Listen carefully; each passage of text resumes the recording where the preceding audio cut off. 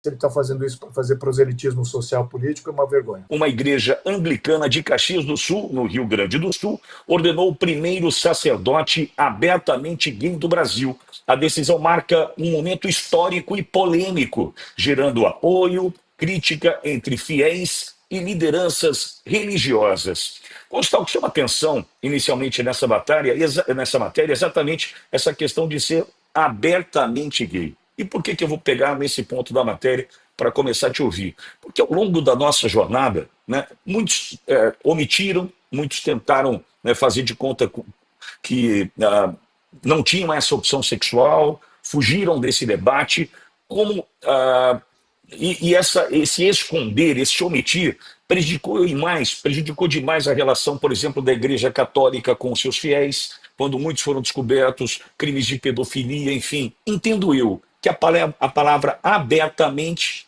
muda toda a relação com essa notícia, Constant. Eu concordo, Pitoli. Eu vejo da seguinte forma isso, né? O que a igreja nos ensina é que nós devemos amar o próximo como a si mesmo e odiar o pecado. Então nós tentamos sempre, dentro dos preceitos cristãos, nós tentamos sempre progredir, né, rumo a um ideal de comportamento, a próprio Jesus Cristo, né? E nós todos somos pecadores. Então eu acho que existe sim uma ala, até de uma direita, que se diz cristã, religiosa, que de alguma maneira destila muito preconceito e acaba criando um clima, digamos assim, persecutório, digamos assim. Mas, do outro lado, vem uma turma querendo abolir o conceito de pecado. Ah, não, é um Jesus onde cabe tudo, né? Um conceito onde assim você cria um Deus abstrato do amor e ali você encaixa qualquer coisa. Você não quer mudar nada do seu comportamento dito pecaminoso. Você quer que a igreja ou Deus te aceite como você é, em vez de você se adequar ao que seria uma vida moral do ponto de vista cristão. Tudo isso que eu estou colocando aqui como uma digressão inicial, Pitoli, vai passar por uma questão muito delicada e que é difícil responder, que o que seria a homossexualidade. É um comportamento inato, é algo que a pessoa faz porque escolhe. Isso faz diferença porque a gente vê até uma turma meio ligada ao movimento progressista caindo em contradição. São esses mesmos que dizem que ninguém nasce homem ou mulher, você escolhe o sexo, mas depois diz que não existe, por exemplo, cura gay. Ora, se é uma questão comportamental, assim como vários outros comportamentos, por exemplo, para dar um exemplo, né, o que a igreja também já condenou e cá entre nós ainda condena, mas cai em desuso porque ninguém segue. Você não deveria ter relações sexuais antes do casamento, antes de formalizar o matrimônio. Então, isso é uma questão de comportamento, não é algo inato. Ora, se a homossexualidade, se você concretizar uma atração que porventura você sinta por alguém do mesmo sexo, se você materializar isso, é um comportamento que você está escolhendo, a igreja tem uma palavra a dizer: você deve tentar fugir do pecado. Você vai ser perdoado pelos seus pecados, mas você não deve buscá-los, você não deve louvá-los, né?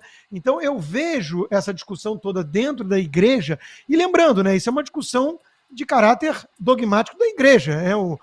Ninguém é obrigado a ir ou para uma igreja, a frequentar uma igreja, muito menos a querer ser padre e tudo mais. Então, a igreja precisa tolerar todos os comportamentos.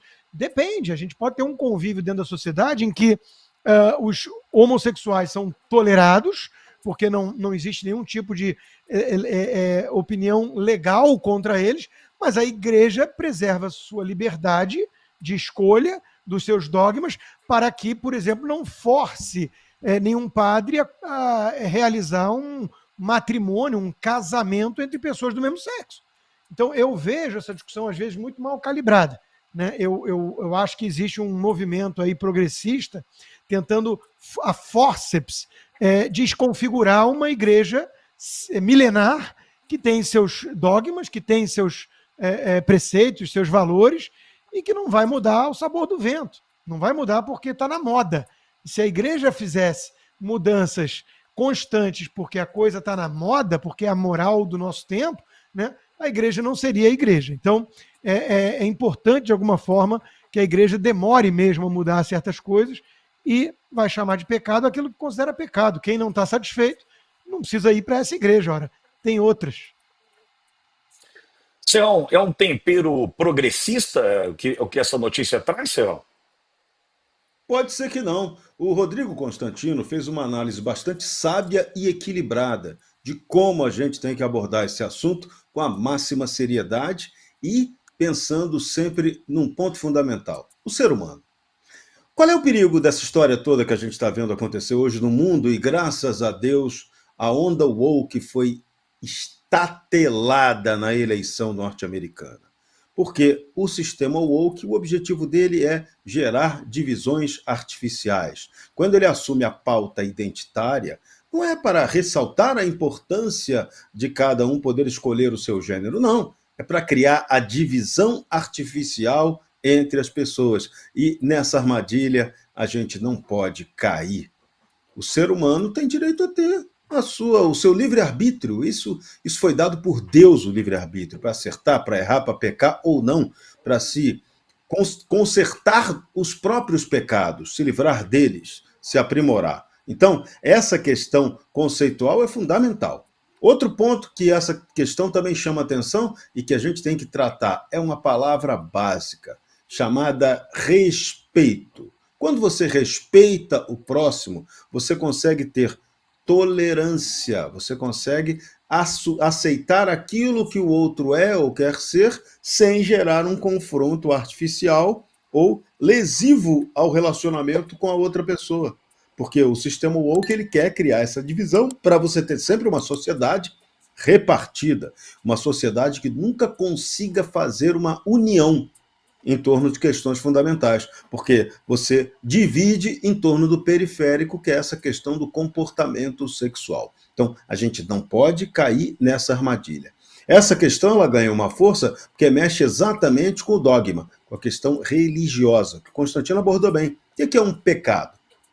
Para alguns religiosos pode ser um pecado ser gay. Nesse caso aí da igreja anglicana, a coisa foi feita abertamente, sem lacração.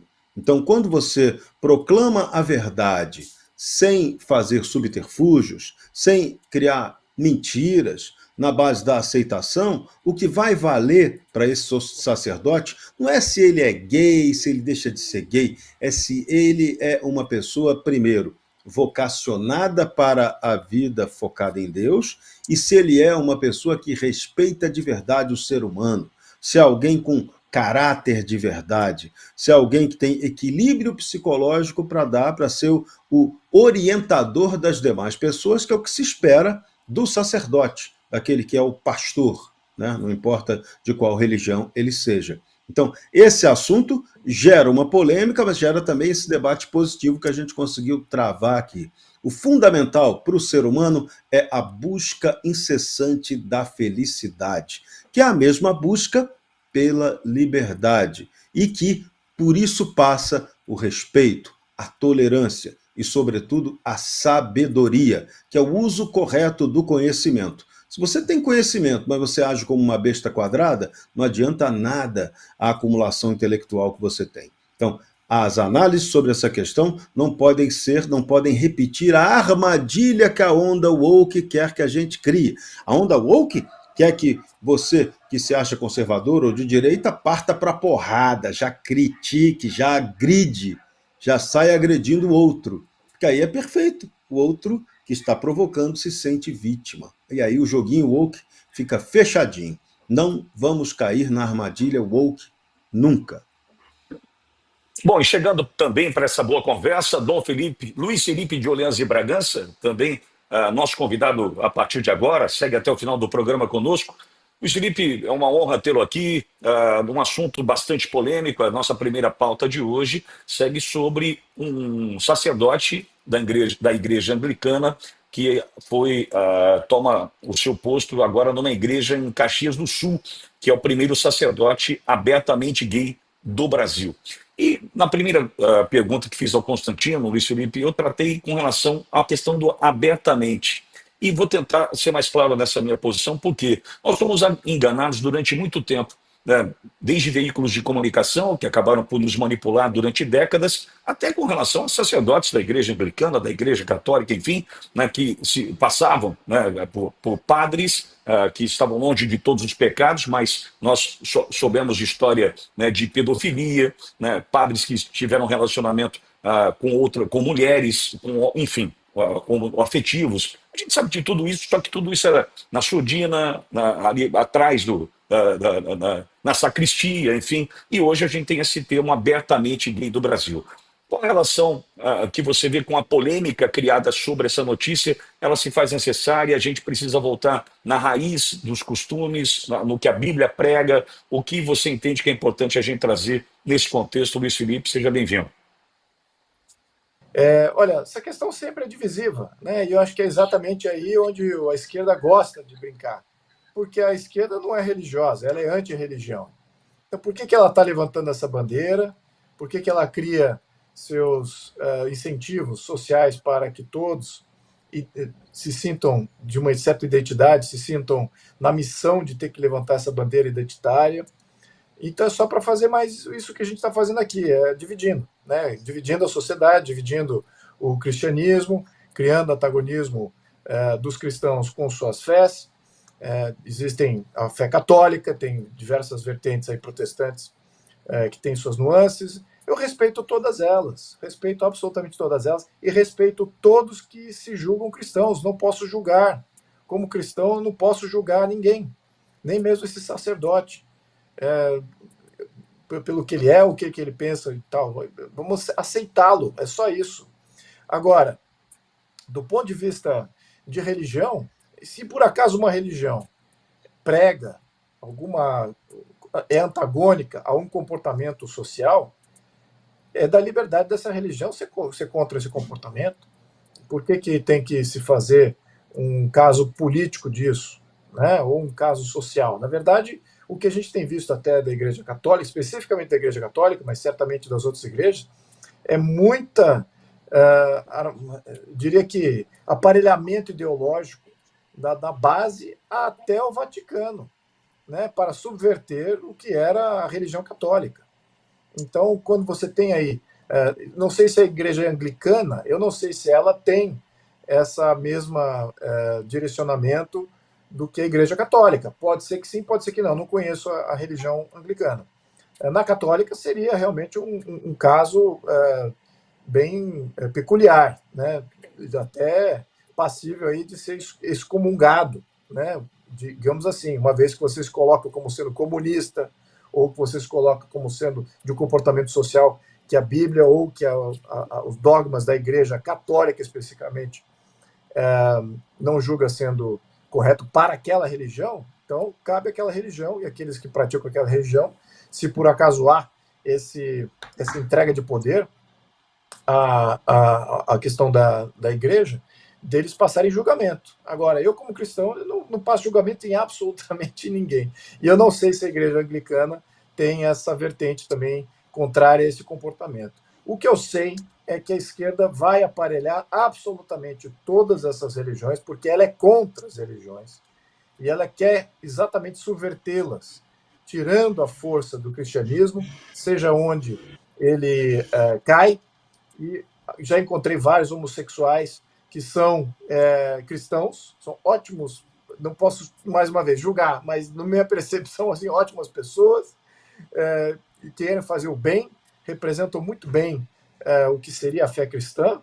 Agora, se tem algum comportamento que não está incondizente com uma leitura da igreja, ou com uma visão, aí realmente é uma contradição. E como disse muito bem aqui o Serrão, é uma opção, né? Porque então não opte por uma outra que tenha aí uma vertente que seja tolerante ou que você se sente abrigado, né? Então acho que é por aí.